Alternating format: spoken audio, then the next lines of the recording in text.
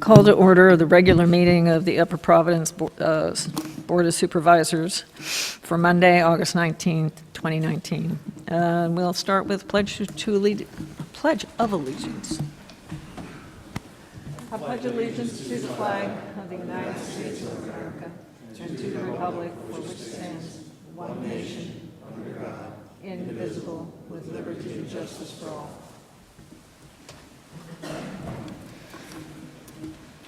The first thing to do is a motion to approve the board agenda. Do I have that? I'll make a motion to approve the agenda for the Upper Providence Board of Supervisors for Monday, August 19th, 2019. I'll second that.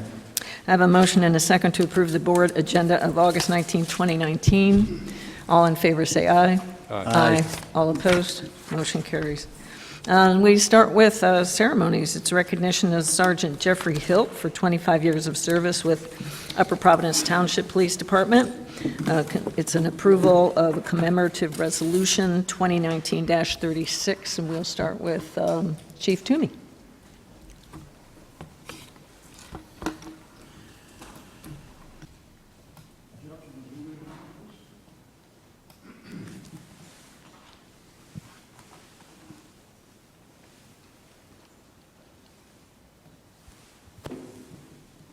Ladies and gentlemen, it's quite an honor for me to be here this evening and introduce to you Jeffrey Hilt, the sergeant of my department. Jeff is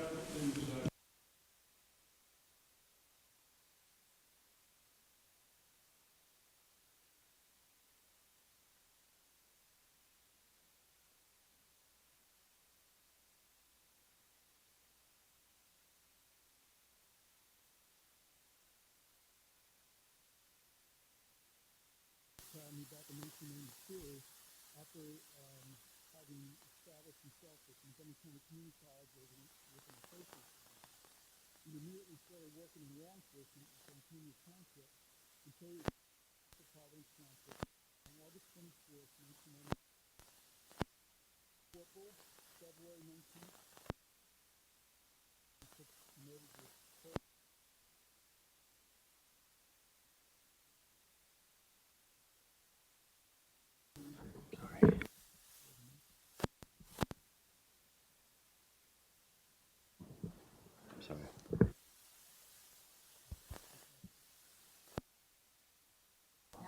Okay.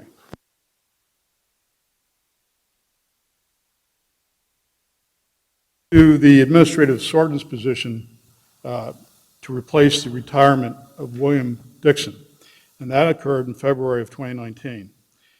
Like I said earlier, Jeff holds a degree from Montgomery County Community College and an associate degree in criminal justice, and he also has a bachelor's in science degree in criminal justice from St. Joe's University. He's joined here this evening by his wife Caroline, his daughter Olivia, his mother, and other members of his extended family. Jeff is an integral part of my administration in the police department. He's very perfunctory about all matters concerning IT work, computer software programs, scheduling. He keeps my schedule straight, and I really appreciate the amount of service that he's provided our department. So before we give Jeff something from the department, I think, Madam Chair, you have something. Commemorative Resolution 2019-36 in honor of 25 years of service by Sergeant Jeffrey Hilt.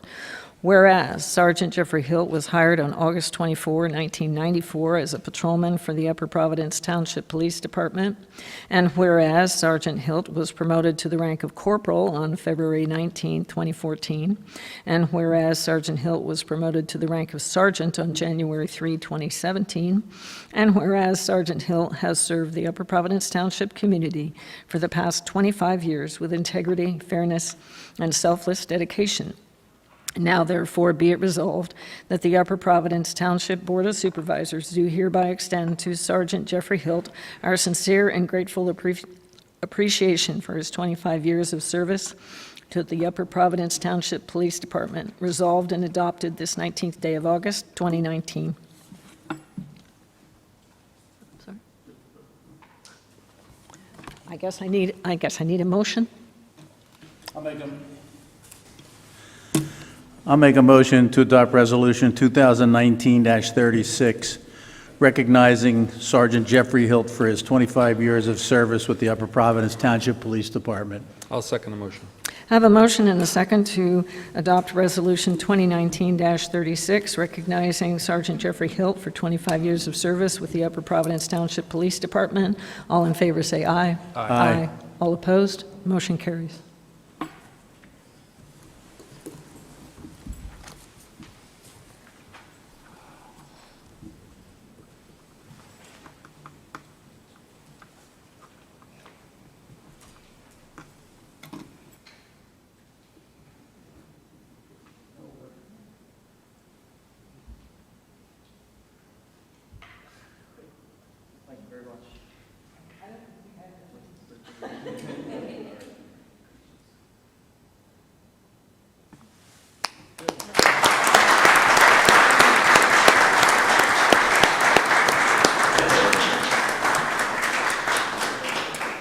And we're going to also provide him with a plaque for something to go with his resolution frame and in his office.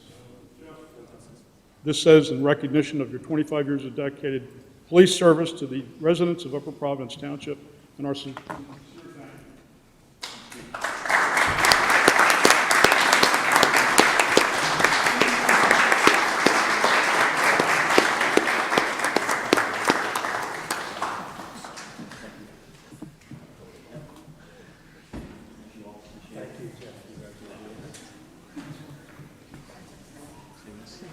Thank you and congratulations. Congratulations.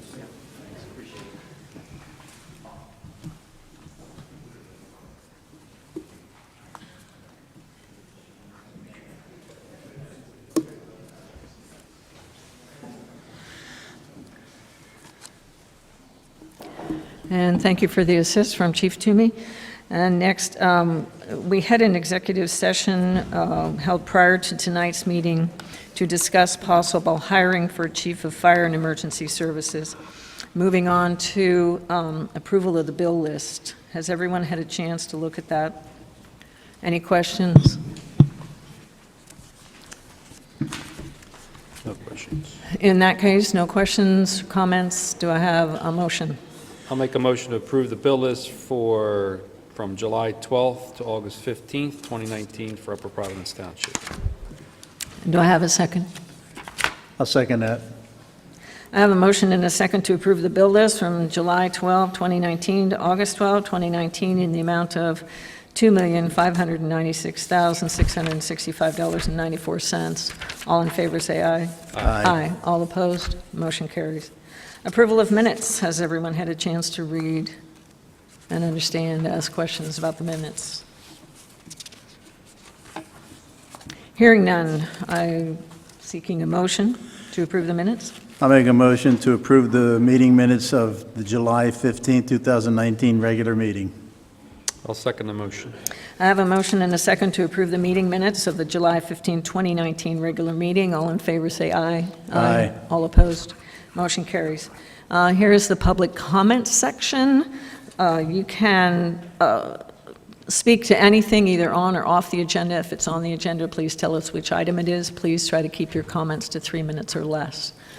Anyone want to come up to the mic and start it off?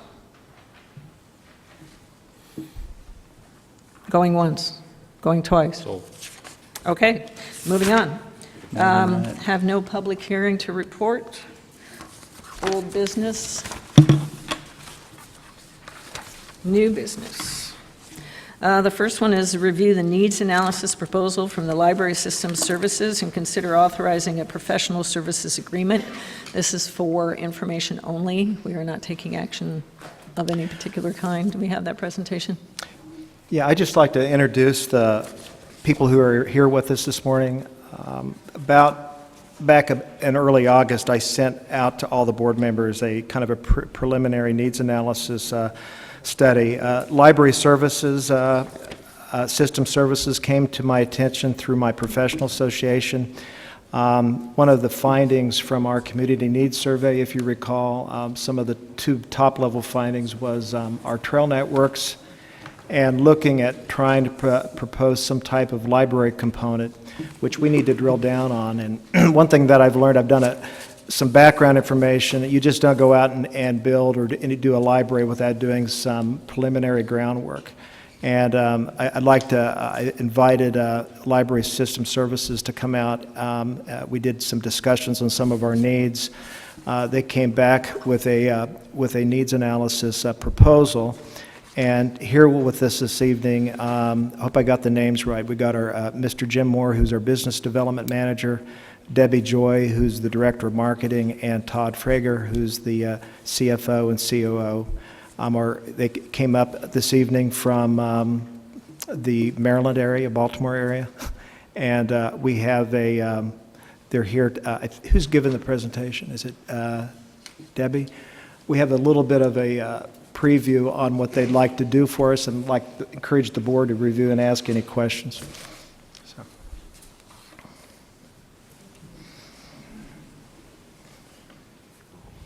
These are always so scary. Hello? Can we hear me okay? Yeah. Thank you. My name is Debbie Joy. I'm here from Library Systems and Services. As Tim said, joined by my colleagues Jim and Todd. We are very honored to be here tonight. Thank you for letting us come and talk to you for just a couple of minutes about public libraries. We believe very deeply in public libraries. We believe in the services that they provide to residents, and we are really honored and delighted to be here to talk about a study for the Upper Providence Township Library. So we can go ahead. So why are we here? What's the point? Our goal is to develop a really good, solid understanding of what the community wants from a library. So we've done a little bit of work already on the public study you all did, I think it was about 18 months ago. And it sounds like the community really wants a library. So, but what does that mean? What kind of a library do we want? What kind of services do we want? That's the reason for this study. So our goal is to develop a very solid understanding. And we also want to take a moment at the beginning of the project to talk to leaders in the community about what a really excellent modern public library can be. We are very, very action and results oriented. The work that we do, it's really important that we have actionable results. So we will have 3 very specific recommendations for co-located services here in the community. And that means another kind of service or retail establishment, something else that might be located with the library. And so it can be a little bit more convenient for the community. Secondly, we will have 3 very specific recommendations for innovative services, and those will be based on, the very specific needs of this community. And then finally, all of this will provide a framework for future decisions on a new facility. Thank you. So what's our method? We operate lots and lots of public libraries. We do lots and lots of studies, and we have a pretty specific method. In this case, we think it's best to break it down into 3 phases. Number 1 is we'll educate. Number 2 is we'll analyze. And number 3 is we'll recommend. It's really important, as I said a second ago, to pause and talk about some of the amazing possibilities for library service today. So thanks.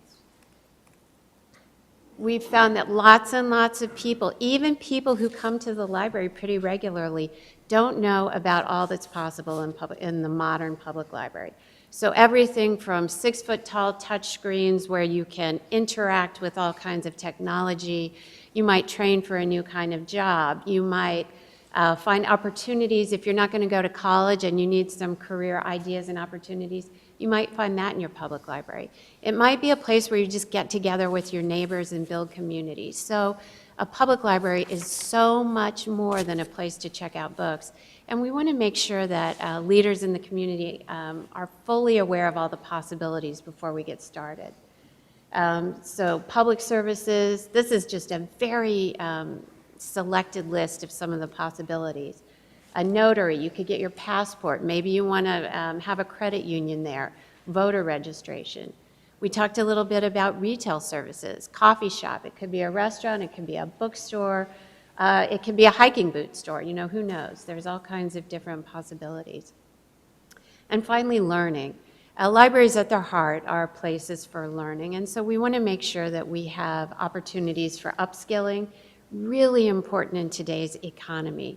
As jobs change and expectations change, we want to be a place where people can go and learn new skills, learn how to use new technology, and we talked a minute ago about career discovery. Thanks. So how are we going to go about educating? Well, we'll meet with leaders to share ideas and community impact. That will happen through an on-site visit. So that means our teams will come here to the community. We'll have meetings with leaders. We'll have another super exciting slideshow for folks to take a look at. And we'll talk about and show images of some of the things that libraries can do. We'll document and describe those non-traditional services, and we'll come up with a list of some innovative ideas. Thanks. So that's phase one of this project, educate. Phase two is analysis. So there's lots and lots of data. You as supervisors and staff have some amazing data that already exists. So we're going to take a look at what's already there and do some analysis. So we talked about co-located services. How can we use the data and analyze that data to help recommend what the best co-located services, if any, could be? We're going to do a very comprehensive review of local demographics, the economy, schools, colleges, arts and culture, all of the things that the library encompasses and touches in the community. And then finally, civic engagement. So libraries are a super important place for civic engagement. What does the community value? What are some assumptions? Where do we think we're going and growing? All of that will be part of this analysis. Thanks. So again, we're super fortunate to have some existing data. We do not want to go out and reinvent the wheel. It's not necessary in this case. So we will leverage the 2018 community study, the open space plan, the street index and zoning map, and the trail and sidewalk map, which does provide some kind of interesting opportunities and thoughts for the library. So we've got a pretty cool trail and sidewalk map. We've got a fitness center, so how might all of those things work together? We want to gain a very deep understanding of a public opinion, and we don't want to duplicate effort. That's not what we're about. Thanks. Next phase of the analysis is, again, we're going to be here. We'll be on site to do some meetings and personal interviews with community leaders. A few of those leaders could include you all, leaders of the township, Montgomery County commissioners, economic development leaders, very important, Chamber of Commerce, education leaders, very important, including private school, homeschool, community college, everybody who's involved in education. We want their input. Thanks. And then the next phase is recommend. So we're going to start out with education. We're going to spend some time on analysis. And then finally, we will develop some recommendations. So we'll take that analysis, and as we all know, data without analysis and actionable steps is not worth quite as much as we might want it to be. So we'll take that analysis, we'll combine it with feedback from leaders, and we're going to also combine it with the expertise that we have running public libraries. So as I mentioned, we run 84 successful public libraries around the country. We know what works, we know what doesn't work, and so we'll map that to what we find out that's very important here locally. So what are we going to come up with? Some facility considerations for sure. That's a very important part of what we're talking about. Co-location recommendations. I keep talking about that. You might be tired of that phrase already, but we think that's a really exciting opportunity for public libraries. I was just meeting with a colleague the other day who told me how her mom used to take she and her brother and sister to the grocery store and the public library every week. So combining trips is useful. And then finally, technology. Technology access is a key core value in public libraries, and we want to make sure that we are providing our communities with the best and most tailored technology that we can. Often folks can't afford to access some technology on their own, and so we want to make sure that we're a place where they can kind of touch and feel and look around. Thank you. So specific to the facility, what are some things that you as leaders might want to consider when we start to think about a library? We want learning spaces, we know that. We're going to have some staff who need some spaces. Flexibility is the bellwether in public library. We need flexible spaces that can be quiet study spaces in the afternoon, and maybe it's loud and messy in the morning with little kids running around, and maybe it's loud and messy again in the evening when we have a community meeting. Collection spaces. The collection is the books, the audio-visual materials, and the other materials we have at the library. We need workspaces. We've noticed that millennials are using public libraries as kind of like WeWork spaces, so we might have some meetings there. And then, of course, children's spaces. Again, a key value and a core service of the public library. Thanks. So we will come up with 3 specific recommendations tailored to this community. This is a list of possibilities. It's the list of possibilities could be endless, but we don't want to take up too much of your time tonight. So we talked about retail. It could be gourmet foods, might be a bookstore. It's amazing the number of people who want to check out books and they want to buy books. So those 2 things are not mutually exclusive. It might be a technology access center. You've probably heard of maker spaces where you can 3D print and sew and hammer and saw and do all kinds of neat stuff. Might be a senior center, community center, or daycare. Might be a fitness center. It might be an arts center. Who knows? We'll do the work to find out. Thanks. Technology, what are some possibilities? Again, this list could be miles and miles long. This is just a few possibilities. We do find that e-commerce is really useful for our patrons. So can you pay your fines online? Can you pay your fees through the website? Maybe you can even print. Like maybe you can send a document from home or from your phone to have it print at the library, pick it up and take it on your way, perhaps to your presentation before the supervisors. You might need to do that at the library. Virtual or augmented reality, that's about so much more than gaming. We're finding that people can do job training using that kind of equipment. And things like video production and podcasting. Lots and lots of people are interested in that, and that could be, possibly, a great library service. Thanks. So what will you end up with? What's the deliverable at the end of the day? That's a word we love to use a lot. It's a document that we will present back here in the community during a return visit. It will contain a summary of that analysis that we talked about. It will contain those 3 possibilities for co-location that we talked about, and it will contain those 3 possibilities for innovative library service. And we can also add some images and some words that talk about library possibilities as well. Thanks. So LS&S, who are we? We are a company that operates public libraries. We've got 84 of them, comprising 20 systems, 84 locations. More than 3 decades of experience operating public libraries. We employ, I think, somewhere around 170 master's degree public librarians, of whom I am one.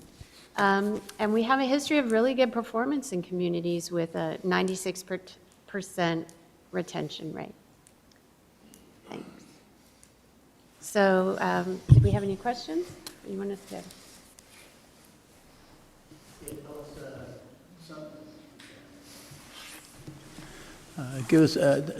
Tell us some libraries that you worked with in the area here, or have you dealt with any libraries in this area? Sure. So most of our libraries, lots and lots, are across the Sun Belt. So we have, I don't know, around 40, I think, in California. We have quite a few in Florida, Texas, Tennessee, Kansas. We are working with some potential clients here in the Mid-Atlantic. But to date, we are not operating any libraries in the Mid-Atlantic yet. Okay, do you also help with funding and those kind of sources? We do. So starting a new public library is a complicated business, and funding is job one. So the first thing we want to do is take a look at state laws and make sure we understand those very specifically. That can govern whether we do a library district, maybe it's a township-operated library, maybe we're going to have an agreement with other local, doesn't have to be a library, although it could, museum, community center. So there's lots of different ways that you can go about funding a public library. Question, are you done, John? I'm sorry. Yeah, go ahead. I'm looking at your website here, and you have not to put you on the spot, but I know you have others here with you, but you have a case study from the Riverside County, California library, operating costs down $900,000, operating hours up. Are there 2 or 3 items in that case study that you could just tell us about that you improved the operational efficiency of the building? Absolutely. Facility? So, and please feel free to chime in, COO, That's CFO. May Day? It's all right. So the best way to think about us is we're a very large consortium. So we run 84 libraries around the country. So we take away a lot of the duplication of effort an individual library system might have. So all the administrative functions, finance, accounting, marketing, collection management, we're able to do that in a centralized location. So really at the local level, your people that work there, which live within your community, are people who are really patron-facing and program delivering people. So we are able to do that usually, in this case, like Riverside, our purchasing power as an organization, we buy materials for all of our libraries as a consortium. So we spend about $7 million in material purchasing alone, which gives us huge efficiencies in buying power across that. So it's really the consortium model that we do that it allows us to find those types of efficiencies. That's good. Do you have a project in Delaware? Do you have a project in Delaware? Or do you We do know work with about? the state of Delaware on their collection management.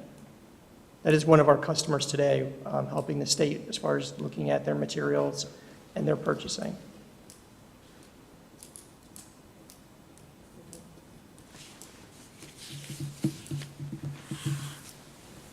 Do you have a particular size community that you work with? Riverside, California is, I recall, is a fairly large community. Do you ever deal with a community the size of Upper Providence? Shapes and sizes. I mean, really, we have anywhere from systems that have 30 libraries in them to individual libraries. Size communities from 10,000 up to several hundreds of thousands. So we do get a good scope of multiple types of facilities. Because currently, we're served, in a sense, we're served by the Montgomery County Library System. And I don't know how familiar you may or may not be with that, but we contribute to that, and it would definitely affect, if we built a library, it would definitely affect their service. I don't know how you... Yeah, so that's very common. A lot of our customers that we work with have come out of county systems. And the reasons why they typically do that is much of it is around control. They feel like they're contributing to a larger system, yet they really don't have a whole lot to say about the programming or the materials within their own library, the condition of the library, the hours of the library. So it's their way of basically saying, look, for what I'm spending, if I can take ownership and have complete control over all of those things, well, I'd love to do that. We're still having a reciprocal relationship with the other existing public libraries and sharing materials, and always their patrons come in, people still use all the multiple facilities. Just as a point of clarification, Montgomery County is not a system per se, it's a consortium, so there are many independent libraries that link into the Montgomery County Consortium through a system called McLink. So there's a wide variety of what exists in the county as well. That's great. Madam Chair, as we move forward in trying to get a 5-year capital plan, I think it's important that we try to go through some process like this, because as you know, you just don't go out and build a library. And if we want to take the items from the community needs survey and try to put some meat on the bone, we got to have an idea on what this is going to cost. I think this is preparatory work that we need to do ahead of time to help us round out our capital budget. Obviously, it's not something we'll build next year, but it may be something in year 3 or year 4 or year 5 of our capital plan, so. And I know Helene's not here tonight, so we only have 4 board members, so Joe, I know I sent you the service agreement to look at it. I think there was one minor issue, but. I had one comment on one paragraph that I'm sure can be resolved. Yeah.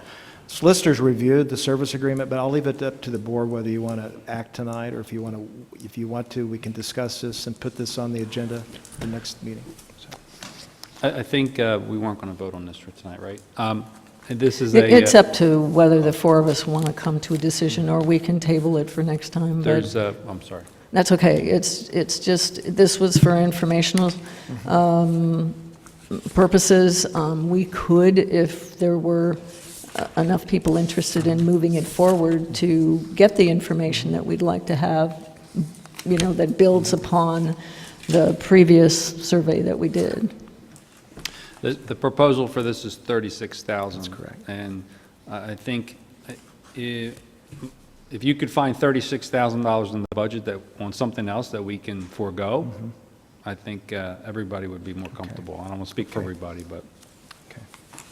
I would agree, but we only received this on Friday, and with 19 other items on the agenda, I didn't have a chance to, I briefly read through it, but I haven't had a chance to really analyze what we're doing here and I'd prefer not to vote on it this evening. And they gave a lot of information, so I would encourage you to, if you digest it, Yeah. and forward any questions to me, and I'll forward them to you, one of you 3.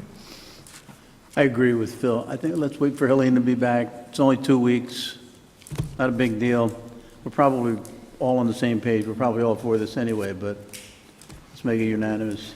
Can you guys stick around till after the meeting? I'd like the opportunity, because I haven't had an opportunity to talk. Perhaps we can ask you some questions. I know it's just I know it's a public forum, but maybe if in the next hour I have some time to think about something, perhaps we can have a conversation. Yeah, absolutely. So, you met with these folks? And I didn't get a chance. I wasn't around to meet with you, so, okay. Okay, we'll be tabling this particular topic until next time, a couple of weeks. There's no particular hurry, but thank you very much for coming and for Thank your you. presentation. We really appreciate it. Moving on to the next item, which is consider authorizing advertisement of a request for proposal for architectural services for the proposed fire and emergency services facility. Do we have a presentation on that? Mr. Bortnichak. This is the culmination of the pre-design services that the board engaged Dewey Engineering for in 2018 to do the pre-design phase for fire and emergency services facility. Craig Murray is in the audience from Dewey Engineering to answer any questions that the board may have. However, the proposal is to put on the street and advertise a request for proposal for architectural services to design the building. Basically a process for township staff and Dewey Engineering to vet architectural firms. The timeline changed from what went out in your board packet, and that was my mistake. We uploaded the wrong document, but the current version calls for it to hit the street on August 26th, and then for it to culminate in the approval of an architect following interviews and reviews of their submissions for architectural services on November 18th of this year. I circulated to the board that was in the packet, and this remains unchanged, both the programmatic space budget that Dewey Engineering developed for the proposed facility and a preliminary project budget that includes both a low range and a high range. You'll note for the building itself, it ranges from $3.7 to $5.3 million, and then they add in all the conceivable soft costs, furniture, IT equipment, civil design services, permitting, waste management, on down the list, to include builder's risk insurance.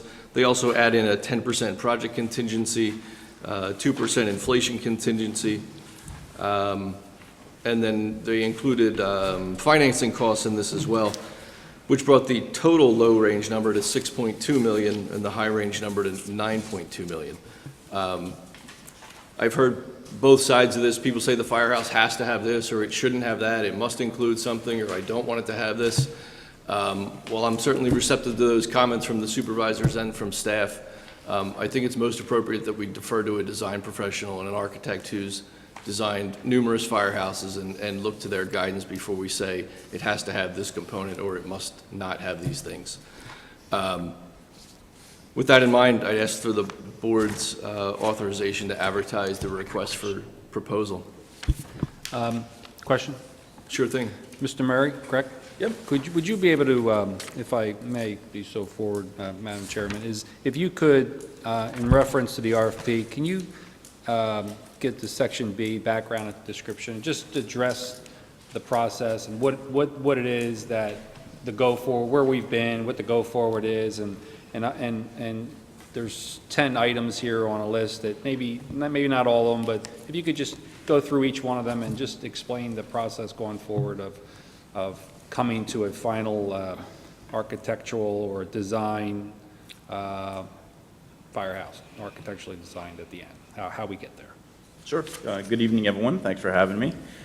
So, as Brian mentioned, I mean, the reason for this document and the work that's taken place so far, the tours we've gone to, the preliminary space planning, everything, is essentially to bracket the project, to give the architect an idea of what you all are looking for. By issuing this RFP, you're not committing to anything other than that you're going to hire an architect to design your emergency services facility.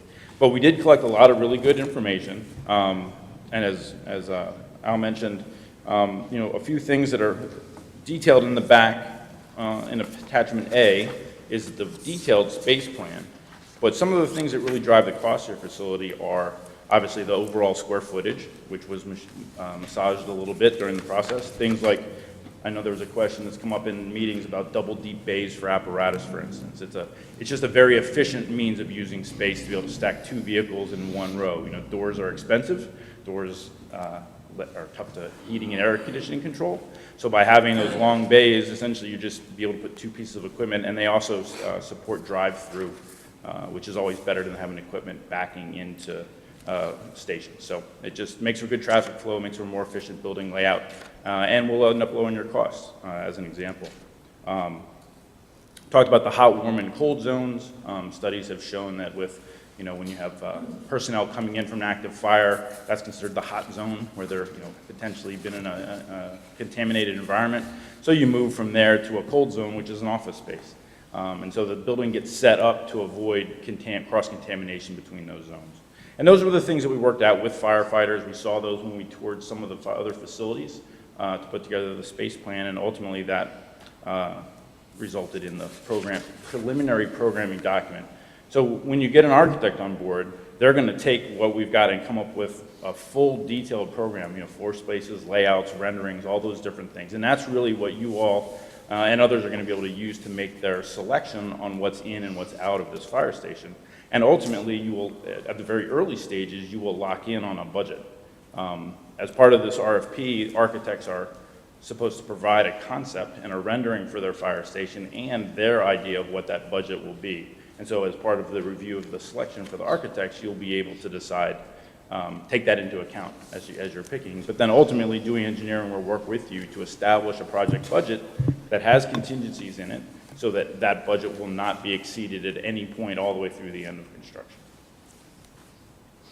But it's just important to understand that you're not committing to anything. You're not committing to this square footage. You're not committing to, there's a lot of good work in here, but there's a whole entire process, as Brian mentioned, with a design professional that's going to really lock all this stuff in, and that's where we'll lock in a fee.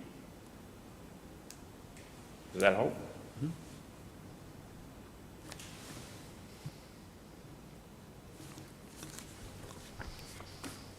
So this motion is to just authorize advertisement for the RFP. It doesn't commit us to anything beyond that. Any other questions? Should we, because we have the executive session before this meeting, can we wait a short period of time so that we could have a new director of fire and emergency service at least go over it to see if, with the amount of experience that candidate had, or any candidate has, to take a look at this before we move forward with it. I realize it's just a concept plan at this point, but And just so the schedule, as Brian mentioned, it's for selection of an architect won't take place until November at the board meeting. So this is the process for just collecting information and letting your architect do their proposals, which doesn't impact, if you do have somebody else coming on board, they would be able to provide full input starting whenever you had an architect on board in November, or even be part of the selection if and when that were to happen. Well, I think there's enough time to bring someone on board, and by the time this gets fully engaged to select the architect, I think anybody we bring on board would be able to get up to speed, and then once we select an architect with everyone's input, that the fire chief would, along with the fire companies and us, would have full input on anything that's designed and approved and agreed upon. Well, notice also that the timing is that the request for proposal is August 26th. It's just, it's a concurrent, parallel timing track. And if we get somebody on board, they're still going to have the opportunity for input. We'll definitely be asking them for their input as far as this goes, whether it amends the, what we've got going now, or whether we, bring in that brainstorming and picking brains and their input after we get after we get the proposals and choose the architect. We can start looking at the details and chuck this thing out or whatever. So I think it's possible to have parallel tracks and go ahead and approve this for advertising so it doesn't slow that down. I'll also just add that you can also adjust the timeline when you're in the process. You can put the RFP out on the street next week, and if in the middle of that you decide you want to delay the award, you'll have full flexibility to do that, but at least your architects will be off and running. yeah, but once the RFP goes out there, there's no responsibility for us to act on it once we receive them. If we totally don't like it, which I don't think that would be the case, we could just refusal and not move forward and move in a different direction. I just was hoping to say, that we might, I just don't want to spend money and then find out that we're not moving in the right direction, or somebody has another opinion of how we should move forward. Not that you haven't done your due diligence, and, my past experience with some of the firefighters they want it to be Christmas Day. And, it's not going to be Christmas Day. It's going to be something functional that works, that everybody can work with it, I think. So I'm okay if you want to move forward, as long as we have that understanding that things might change. Do I have a motion? I'll make a motion to authorize advertisement and request for a proposal for architectural service for the proposed fire and emergency services facility. Do I have a second? I'll second that. I have a motion and a second to authorize advertisement of a request for proposal for architectural services for the proposed fire and emergency services facility. All in favor, say aye. Aye. All opposed? Motion carries. Thank you. Number 5, thank you very much. Thank you. Number 5, consider adoption of Resolution 2019-34, temporarily permitting the consumption of alcohol at Anderson Farm Park in conjunction with Community Day. My understanding is this is with Stickman? Stickman Brewers, that's correct. Same vendor that was here for Music Fest earlier this year.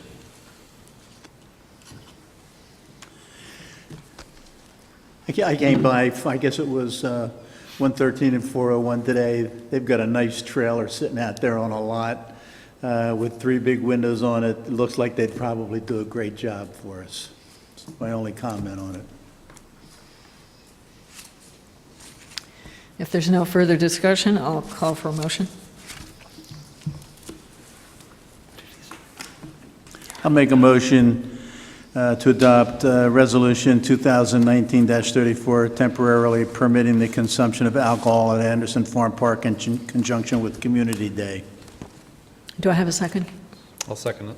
I have a motion and a second to adopt Resolution 2019-34, temporarily permitting the consumption of alcohol at Anderson Farm Park in conjunction with Community Day. All in favor, say aye. Aye. All opposed, motion carries. Number 6, consider adoption of Resolution 2019-37 for PennDOT signal approval for the intersection of Arcola Road and Cider Mill Road for modification of note for nearest signals.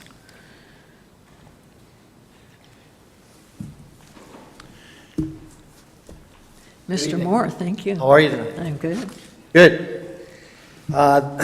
This has to do with the SEI plans.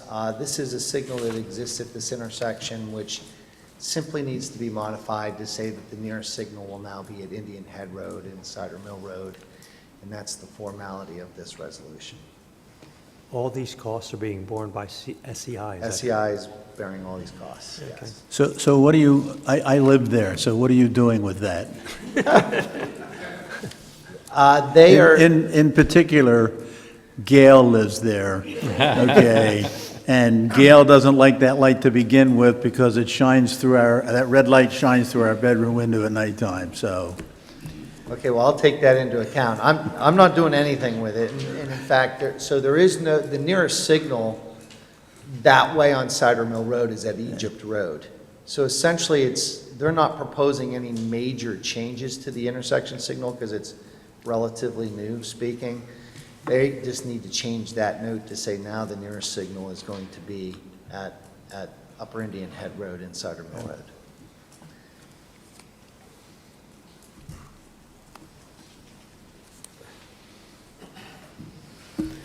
No further discussion. Do I have a motion? I'll make a motion to adopt Resolution 2019-37 regarding the PennDOT signal approval for the intersection of Arcola Road and Cider Mill Road for modification of note for nearest signals. Do I have a second? I'll second that. I have a motion and a second to adopt Resolution 2019-37 regarding PennDOT signal approval for the intersection of Arcola Road and Cider Mill Road for modification of note for nearest signals. All in favor, say aye. Aye. All opposed? Motion carries. Is this one too? Also yours, Mr. Moore. Consider adoption of Resolution 2019-38 for PennDOT approval of a driver feedback speed minder device in advance of the intersection of Lewis Road and Vaughn Road for the eastbound direction. Okay. So this is also one of those TE 160 forms. That's just all these resolutions that you've been passing. It's part of PennDOT's process.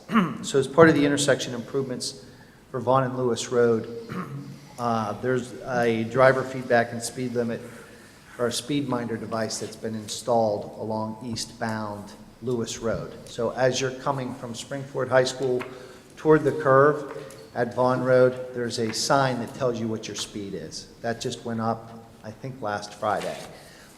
There's a series of other improvements which we've shown the board, including pavement markings and other signage, which will go up. So PennDOT's, because this is an electrified device per se, it's actually electrified by solar power in this case. They need to have record of it, and the only record that they can do is to pass the TE 160 form. So this is a formality of placing that device. If there's no further discussion, do I have a motion? I'll make a motion to adopt Resolution 2019-38 regarding PennDOT approval of a driver feedback speed minder device in advance of the intersection of Lewis Road and Vaughn Road for the eastbound direction. Do I have a second? I'll second the motion. We have a motion and a second to adopt Resolution 2019-38 regarding PennDOT approval of a driver feedback speed minder device in advance of the intersection of Lewis Road and Vaughn Road for the eastbound direction. All in favor, say aye. Aye. All opposed? Motion carries. Thank you. Thank you. See you in a little bit. And number 8 is consider adoption of Resolution 2019-42, amending the 2019 fee schedule for tax certifications and recreation center membership fees. Two changes, as you briefly described. The first, instituting annual recreation center membership fees, the schedule of which is included as an exhibit in your packet. And the second was at the request of tax collector Julie Mullen, who's requesting that the tax cert fee be increased from $30 to $40. She indicated in her correspondence that most companies requesting those are already charging $90, and it would not be a pass through any additional expense onto the property owner. That is all. What are the current rates for the memberships at the recreation center? I How much are would- we increasing? I was afraid you would ask, and I'd be lying to you if I told you. I do not know. Is Sue? What was the question, Phil? What are the current membership rates for the recreation center? What, it has what we're proposing to move them up to, but how much are we increasing? Thank you, I wanted to know that also.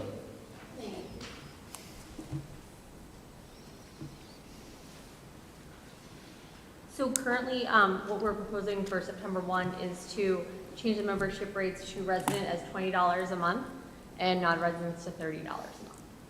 That would include all group exercise classes.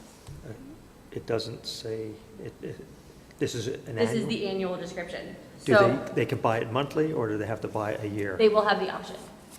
So it's currently how much, 20? It will be as of September 1, yes. What is it currently today? I actually do not have that.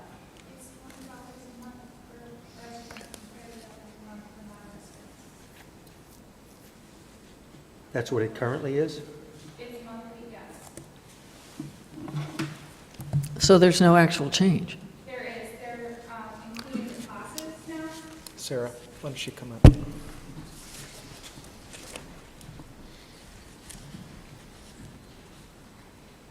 I think the change is that they're including the classes now with the membership, which they were not doing before, and they're also creating a yearly membership price for those who don't want to pay the monthly membership price.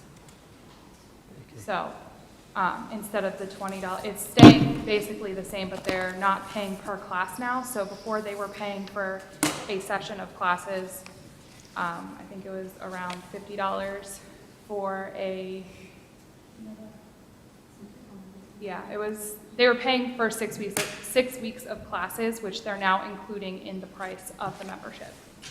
So you could go to the rec center and take any class that you want that's included on the list with your membership. So a member could take classes all year long and not have to pay anything other than their $20 a month? Correct. So in effect, the membership fee has gone down because they no longer have to pay for the individual classes. But how, if they're not paying for classes, how does the instructor get paid? That is all through our third-party vendor that's helping us run the center at this time.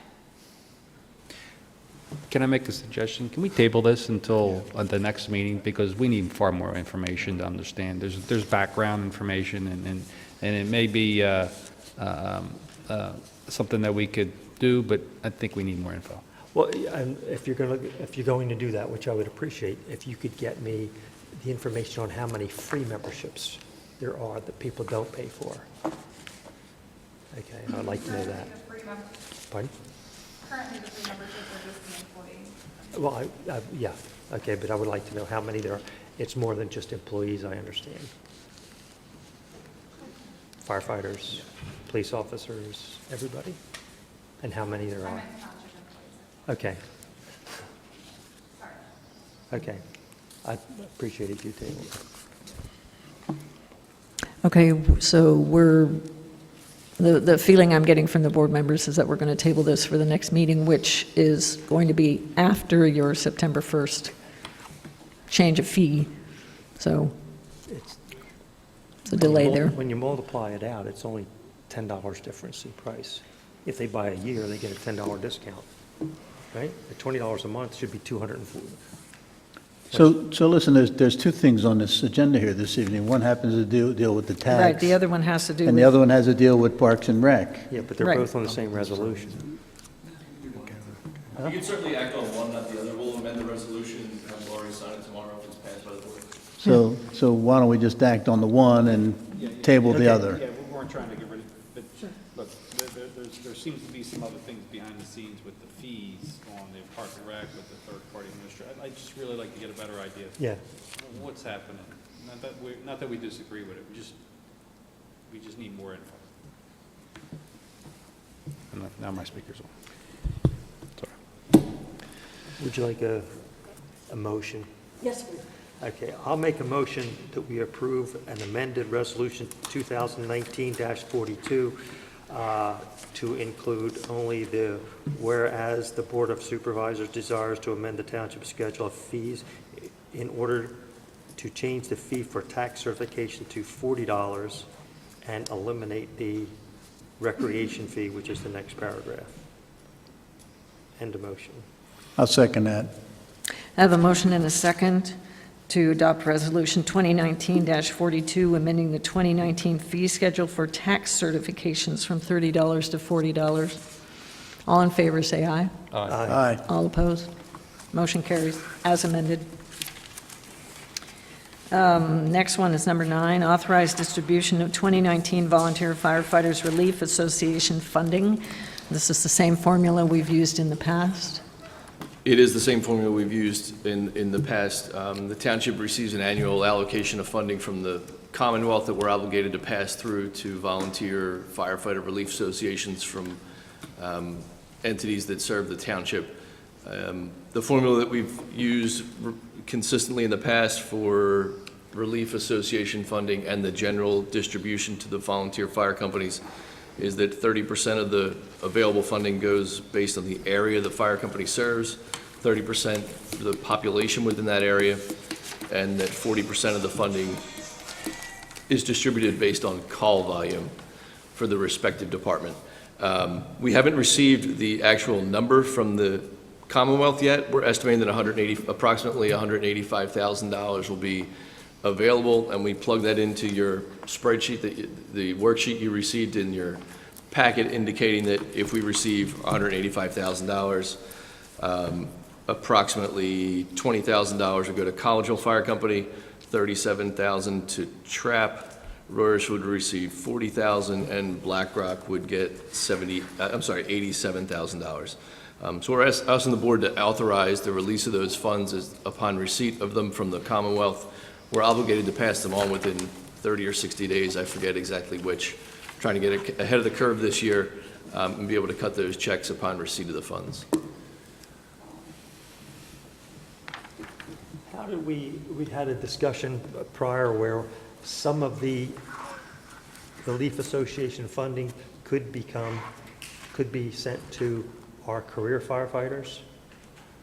Some of it will go toward their pensions. Some of the relief funding off the top, before we receive it from the state, goes towards the pensions of career firefighters and I think police officers as well. So some of the towns that have had career firefighters for longer periods of time receive retirement funding as well for those benefits. But I thought we were going to take some of the money that we received, this 185, which was projecting, that some of the equipment that we purchased for our career fire staff. Because they're career people, we can't buy equipment with that money. We can't, buy equipment or training or apparatus. We're obligated to pass it through to the volunteer firefighter relief associations. But I thought they could buy like self-contained breathing apparatus, helmets, things. They can, but there's no relief association that represents the career firefighters, because they're all volunteer relief associations. So we don't receive a disbursement of relief money to purchase equipment for our career staff. It all has to be passed through to the volunteers. Okay, I thought that we were looking into the possibility of receiving some of that money for the career firefighters. Or not the career firefighters, but a relief association for the paid staff. That's not possible. That may come to fruition in the form of an agreement, if we enter an agreement based on discussions that we've had with Trapp Borough and Trapp Fire Company. Okay. That funding could, they could purchase a piece of apparatus through their relief association that our career firefighters could drive and operate. Okay. Just because a air pack was purchased with relief money doesn't mean a career firefighter can't use it. It just has to be available for use by the volunteers as well. Okay. Thank you. I need somebody to turn the mic off. but I'm seeking a motion. I'll make a motion to authorize the distribution of the 2019 Volunteer Firefighters Relief Association funding when it becomes available. Do I have a second? I'll second that. I have a motion and a second to authorize distribution of the 2019 Volunteer Firefighters Relief Association funding when it becomes available. All in favor, say aye. Aye. All opposed? Motion carries. On to number 10, consider enactment of Ordinance 579 regarding Chapter 5 of the Upper Providence Township Code, outlining the duties and responsibilities of the municipal authority. This has to do with I don't know how to phrase that. The sewer authority also taking on the MS4 responsibilities, is that correct? I think you advertise this. Yeah, not just MS4, but stormwater generally. And because that power was not included in the existing powers at the time that the authority was created, we had to revise the Articles of Incorporation to incorporate that. And as you'll recall, the authority has already issued a resolution expressing their desire and willingness to undertake that responsibility. So this is just being done in response to that. And once the ordinance is adopted, I'll then amend the Articles of Incorporation to include that. Any further questions? Sorry, Phil. Is the sewer or the municipal authority, are they an advisory body to us, or can they act on their own without? Your question was, are they advisory only to you, or do they take actions directly? Under their authority as organized under their Articles of Incorporation, they have all the powers under the Municipal Authorities Act, which is more than just advising. Over time, they have become, in point of fact, more advising to you in their recent history, but they would like to start taking a more active role, and that could lead towards possibly even an operations agreement between the township and you, or and them, or a joint meeting to start to lay out the additional responsibilities that they're willing to undertake. Will they have the abilities to tax or assess fees? Yeah, and actually what happened, although you guys voted in favor of having the authority do it, the second-class township code, the state code, was also amended I think in 2017, to allow that same thing for you. So in other words, historically, you could only create taxes and they could impose fees. Second-class township code was amended so that you could essentially do the same thing. The difference between what the authority can do and what you can do is that under the in the one scenario, you can only meet MS4 legal requirements, and under the other scenario, you can do anything that's in the best interests of the township. So that's what was kind of the dividing. I think that's kind of what drove the decision to put it more in their lap than in your lap. It's just concerning to me that, we had a presentation from the library, and I look at other municipalities, on their tax bill, they get a library bill, then they get a fire and emergency services part of the tax. It's all broken out. And would they now receive a stormwater assessment tax? And your answer, in short, is yes. Mm-hmm. And they could implement that without coming to this board. I mean, we've always managed to maintain our stormwater system through our general fund. Now, The MS4 program is asking you to do a whole lot more to your storm sewer system than you ever thought about before, and that's why you'll see so many municipalities now are creating that system of fees, and also with a procedure in place for credits too, to reduce the fee when you undertake certain actions. But that was, if it weren't coming from the authority, it would likely be coming from you, because the MS4 obligations are too great to not ever charge anything from one or the other. okay, well, I get that, except that the 4 or 5 of us that are sitting up here are the ones that have to answer to the public when they get a tax bill. An appointed authority, they have no obligation to to the people because they were not elected, they were just appointed by us. I'm just concerned that they could implement a fee, a tax, whatever you want to call that, and we wouldn't have anything to say about it. I mean, it's nice, we could say, well, it's not our problem, but that's not my nature. I mean, Well, you could possibly look at an operations agreement pursuant to which you also approve it, but you're right that that's essentially what was voted in the resolution that they sent to you. Is they said, we want to undertake this task, and this ordinance was advertised in furtherance of that very thing. So it did, underneath it, make an assumption that they would be doing that, potentially imposing fees for stormwater. I have to agree with Phil. I think we should have an operating agreement, and if we should do that before we take a next step, we should get that understood with the board. Are they allowed to spend money? Yes. Historically, they have not, but yes.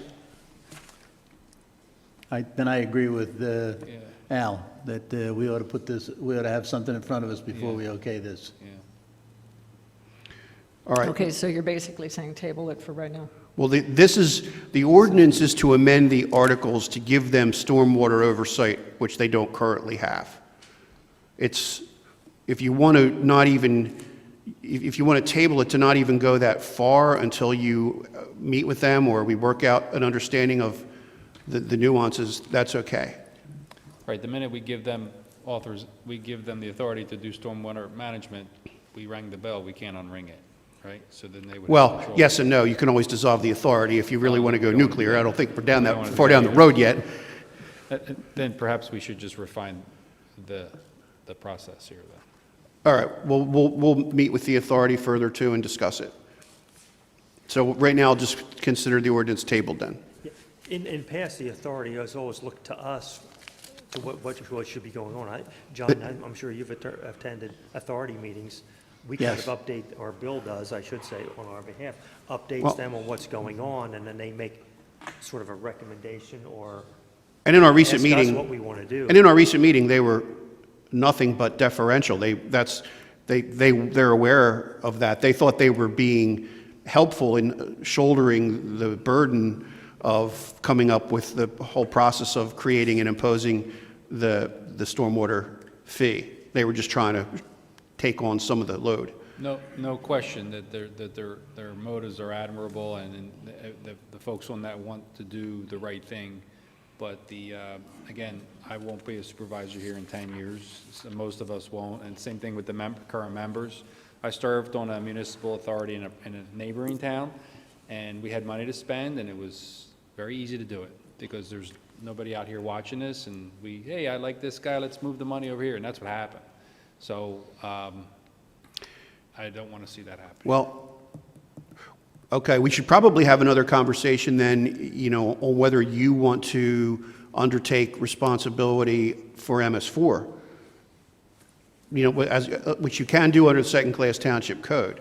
That'll probably be our next conversation, since we're not amending these articles right now. Staff's, if I could chime in, with all that's on the board's plate, MS4 was one item that we were thinking the authority with their expertise would take off your plate. And we're We're getting into some major capital exposures in the next couple of years. But I don't think that's not what we're saying. We're fully, I think we're okay with somebody helping with a very complicated topic. It's just a matter of if the municipal authority says, hey, we need to assess $100 on every residence, perhaps there should be just a check and balance, since they're not elected officials. Well, there's a couple options there. We can put limitations in the Articles of Incorporation, or we can address it through an agreement. So Okay.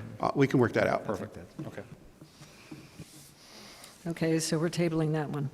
Moving on to number 11, consider enactment of Ordinance 580, amending Section 169-43, Schedule 4, regarding prohibited turns at intersections.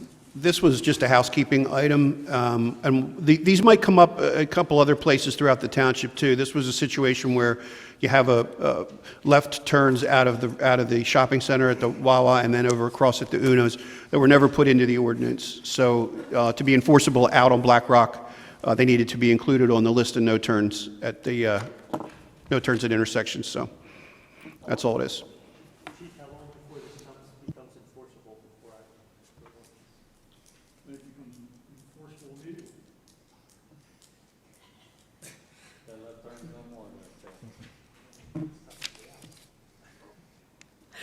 Okay, do I have a motion? I'll make a motion to approve ordinance 580, amending section 169-43, Schedule 4 regarding prohibited turns at intersections. I second that. I have a motion and a second to enact Ordinance 580, amending Section 169-43, Schedule 4 regarding prohibited turns at intersections. All in favor, say aye. Aye. All opposed? Motion carries. Moving on to 12, review zoning hearing board application 19-03 from Anthony and Melissa. My apologies if I mispronounce this. Cianciulli, excuse me, the Italian told me how to pronounce that. 6 Ashbridge Court, requesting a variance for an accessory structure. I'm not sure if the applicant is, I don't think the applicant is here tonight for this. I probably should have reminded them they need to be here. They did come to the Planning Commission. The Planning Commission did not have any issue with this. They are looking for a variance for the roof height. He's putting in a second garage onto his property. The roof height in the application that you have in your packet is measured a little incorrectly. He didn't use our definition where it measures to the midpoint of the roof. The variance is for about 1.7 feet, give or take. I mean, it's a pretty minor variance at this point, but anything over what's prescribed in the zoning ordinance, we have to get a variance for, so. But it appears from the plan that the structure is outside of the 50-foot side yard setback and the 20-foot side yard. Accessory structures can be within 5 feet, and then as you move them closer, or as you move them farther away, they can go up in height. So he does not need the variance for the side yard or the rear yard setback. Can you tell me what's going into it? It's a garage. He has a garage currently in the house that is tight. He is looking to put a second garage in there to have a little bit more room for his cars, a little bit more room for kids' playthings, stuff generally. From the looks of the drawing that I'm looking at, it has a second floor to it. Is there any plumbing in the place? No, there's no plumbing in the place. And I'm sure you know where I'm going with this. Yes, it is not an in-law suite. Pardon me? It is not an in-law suite or a second apartment. Thank you. The neighbor, too, as you're looking at that to the left, are they aware of this? If that is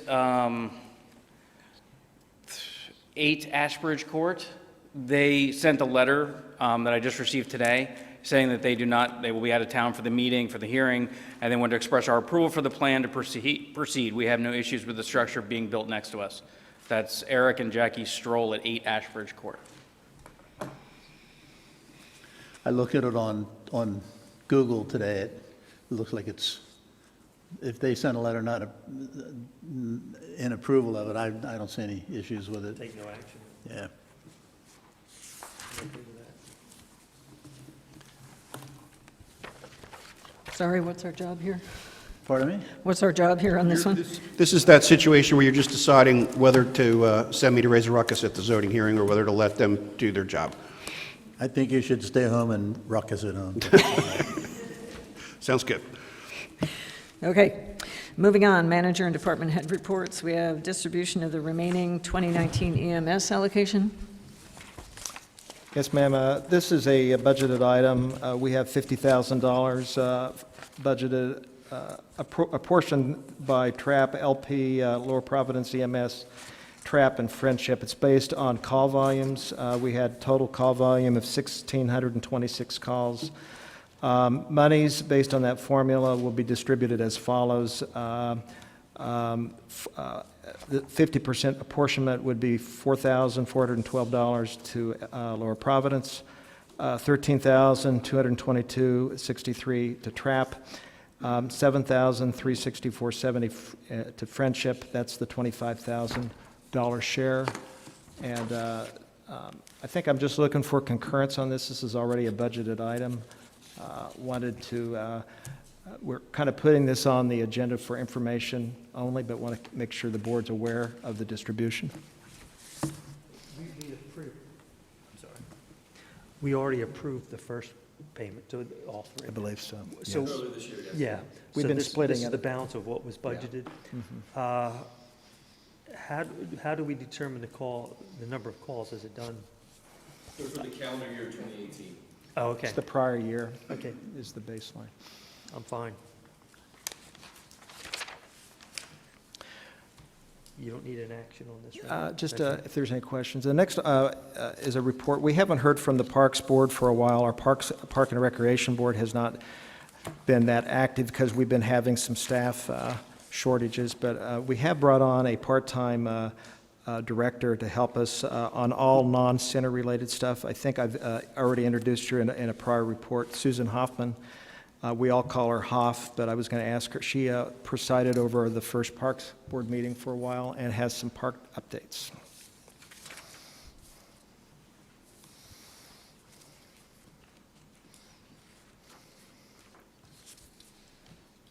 So at this time, I'd like to brief the board on our past Parks and Recreation Board meeting. We had one last week. We have initially, the Park Board was set to meet bi-monthly. We have suggested to move the meeting to monthly, every third Wednesday of the month. We are moving to this to ensure our progress and goals are met. Park Board dates will be provided on our website ASAP. The Park Board offered some suggestions to the Park and Recreation Department that we could improve on, a few being our communication, marketing, as well as signage in our parks.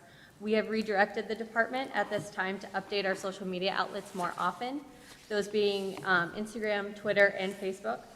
We are initializing website updates with updated information regarding any of our parks, any of our programs that are happening, as well as recreation center programming.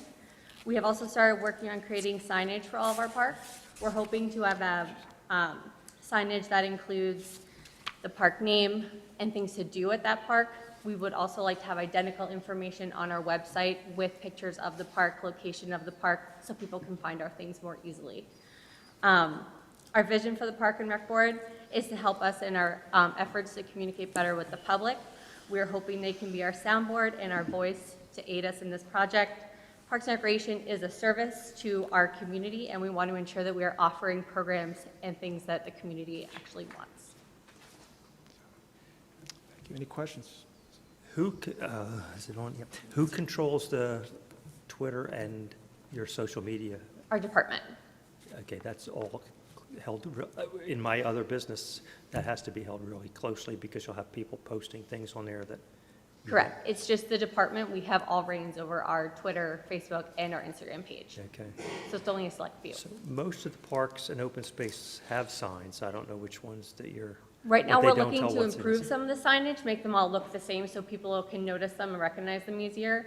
Right now, we find it that a lot of the public doesn't know about the rec center right now, so we're hoping to put a sign on the rec center that states what it is, where the amenities are, where the front door is, things like that to make it easier for people to use, as well as when you drive in, get a little bit bigger of a sign so people can see it a little bit easier.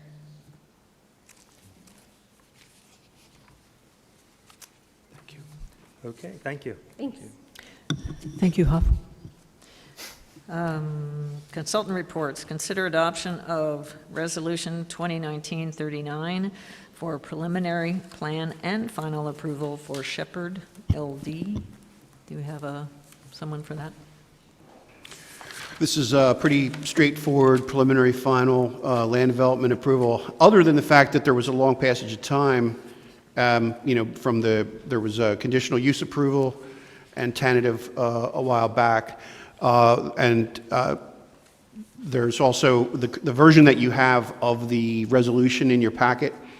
There's one of the waivers is removed. The driveway slope waiver is not needed, so I ran another final today that Andy will have his client sign, and it'll have that one removed. And I also changed out the name. I had it in the individual Mr. Shepherd's name instead of the name of the LLC, but otherwise it's the same. And any questions that you have about it, they're here to answer for you.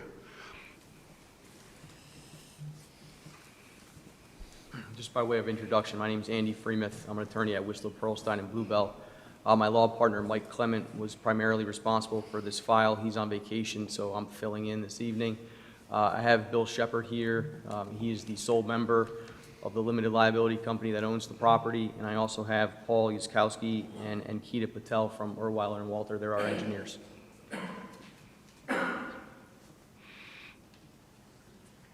Surprisingly enough, I don't have any questions because they're all the same storm sewer waivers that everybody else needs to get under the new stormwater requirements. I don't see anything else. Seems to be pretty simple, pretty cut and dry. Did good, Joe. Aside from the waivers, we intend to address all the comments in the review letters. Yeah. I don't have any questions. I have none either. I'm not sure if that's a first, but can pretty we close call, can we call for a motion then? Call for a motion. I'll make a motion to adopt Resolution 2019-39 for preliminary and final plan approval for Shepherd Land Development. I'll second that. We have a motion and a second to adopt Resolution 2019-39 for preliminary and final plan approval for Shepherd LD Land Development. All in favor, say aye. Aye. All opposed? Motion carries. Great. Thank you. Thank you very much. Thank you. Thanks, Andy. Next item is consider adoption of Resolution 2019-41, authorizing the submission of a two-part Pennsylvania Walk Works grant application to complete an active transportation plan as part of the township's comprehensive plan update and formulate a complete streets policy. And I think some of these are written so that I can get my tang tangled up in my eye teeth. Who's got a presentation? Casey will take the ball on this, but give kudos to Casey for bringing it to my attention. This grant application, we found out, has to do with a complete streets and comp plan component, which has a deadline of August 31st. So we're trying to scurry to, we think it's a very good application for us to put in. And Casey and his team have been doing some of the homework. Yeah, thank you. I'll try to be brief on this, just to give you a little bit of background. So in 2014, there was 5 entities, public entities in the Pittsburgh area that came together to form what has been now called as Walk Works.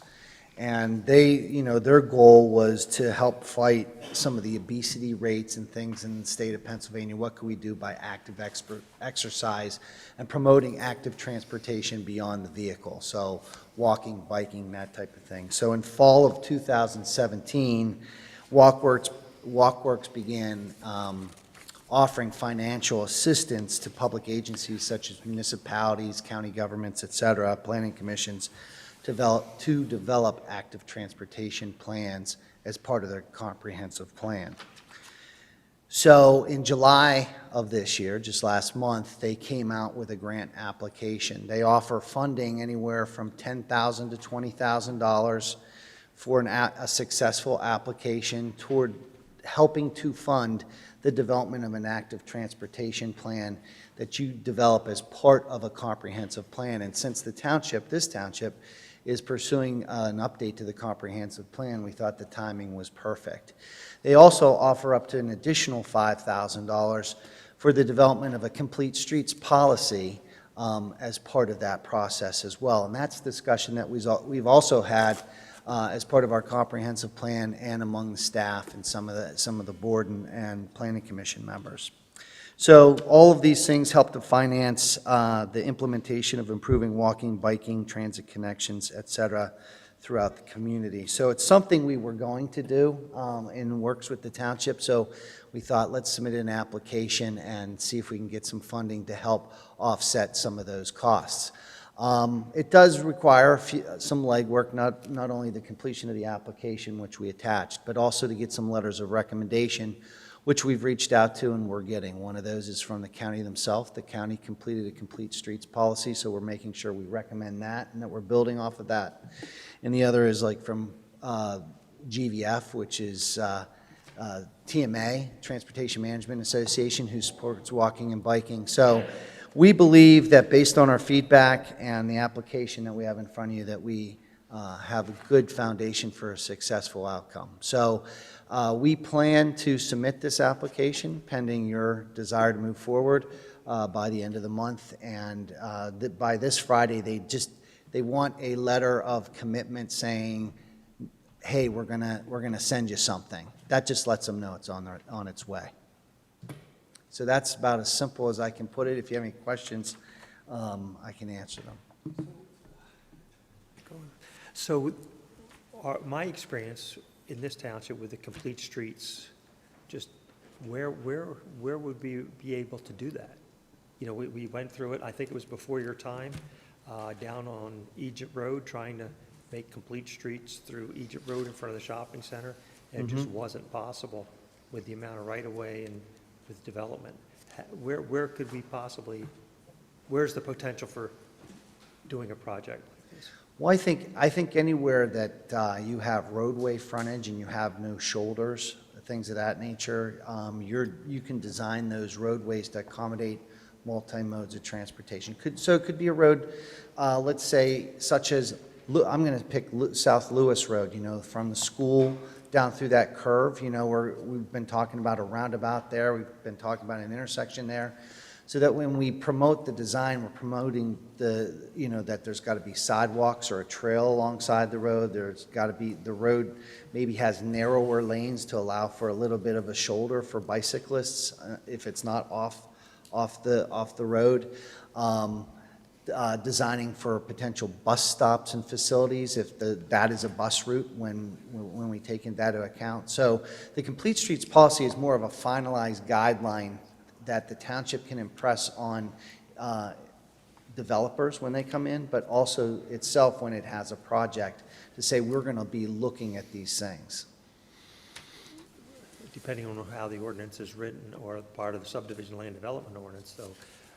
Right, and I think that's the goal. So the infill developments, the Yeah. the small properties now that are being developed, you could do a complete street in front of that development. It goes nowhere. That was a problem down on Egypt Road before. It would go from Mill Road to Station Avenue, and that's it.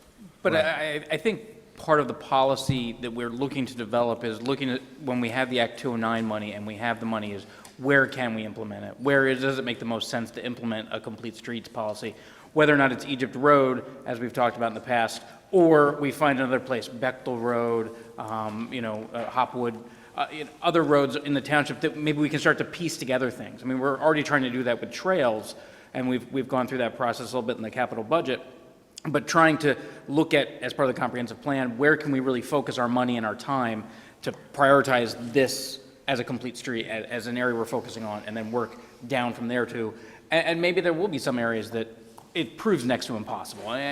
Let's be frank, there are going to be areas that's very difficult to do. But if we have a policy and we develop it through the comprehensive plan and then through a policy guideline that we implement, at least we can get it started and we can use money and funding and we can look for additional funding. You know, I can bug Casey all day about getting additional funding and look for other places to find it. I'm good with the concept. I'm just trying to envision. I'm not a bicyclist. Somebody else here is a bicyclist, but to start at the school and to ride down Lewis Road, make the turn, and then it ends at Mingo Road.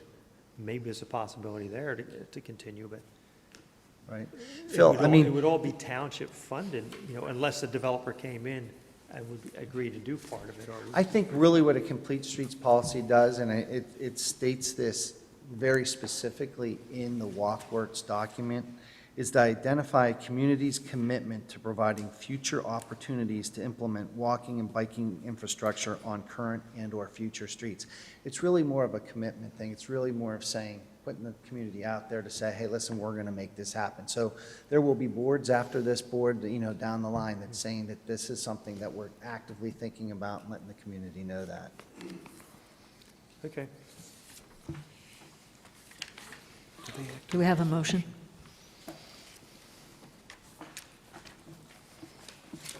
I'll make a motion to adopt resolution, wait a minute.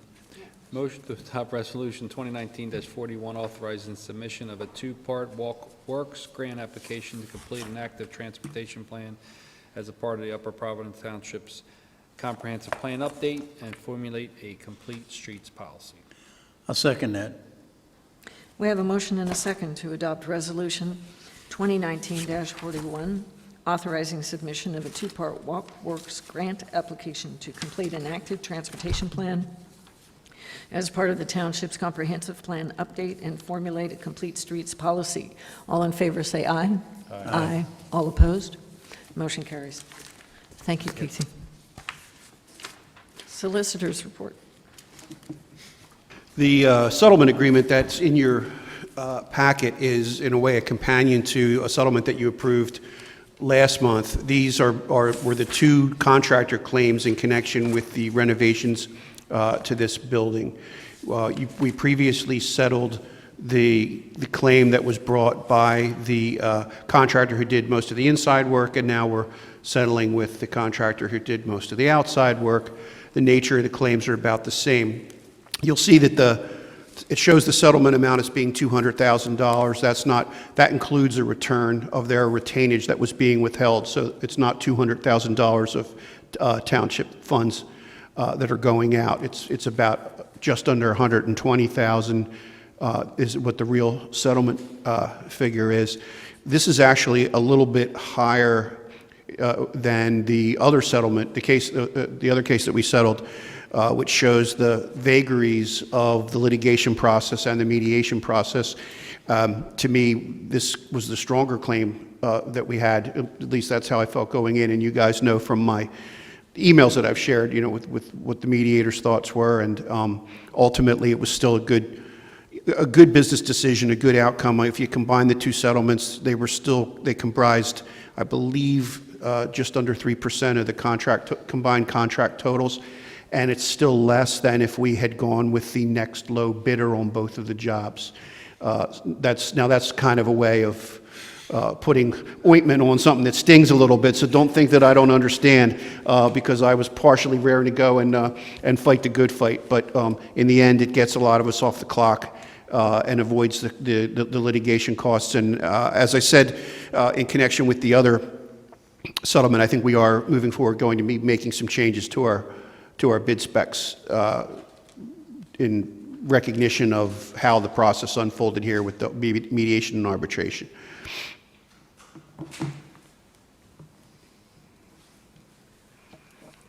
Do we need, we've already approved this, do you just need? This one does need your approval, that's why it's on this. The other one was approved, but this one wasn't yet. Yes, I need a motion to approve. I'll make them, oh, you have it written down here already? It's number 17. Motion to approve the settlement agreement and mutual release involving Horst Construction Incorporated. End of motion. Do I have a second? I'll second. We have a motion and a second to approve the settlement agreement and mutual release involving Horst Construction Incorporated. All in favor, say aye. Aye. All opposed? Motion carries. Moving on to number 18, consider adoption of resolution 2019-40, authorizing the solicitor to prepare eminent domain documents for a portion of properties located at Little Knoll Circle, Upper Indian Head Road, and Black Rock Road. And just a word about this. This resolution authorizes me to proceed with the eminent domain process if necessary. You're not voting to take anybody's property tonight. You're only authorizing the process to start.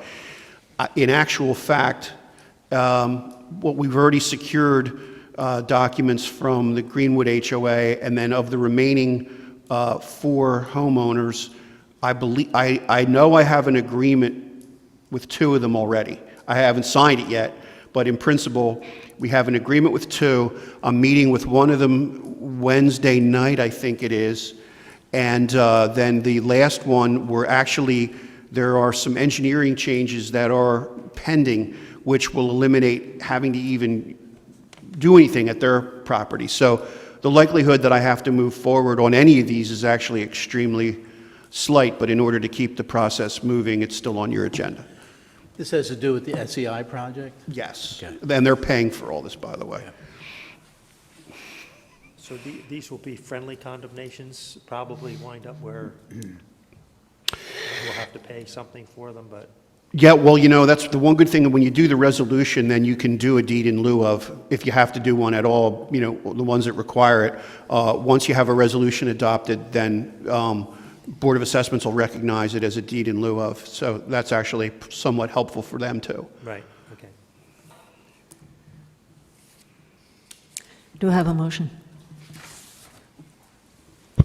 I'll make a motion to adopt Resolution 2019-40, authorizing the solicitor to prepare eminent domain documents for a portion of properties located in Little Knoll Circle, Upper Indian Head Road, and Black Rock Road. I'll second that.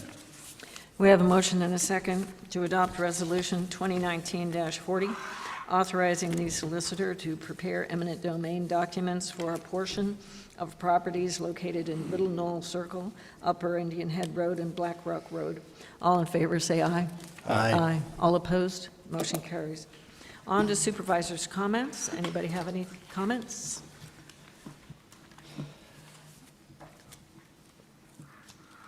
Everybody's silent.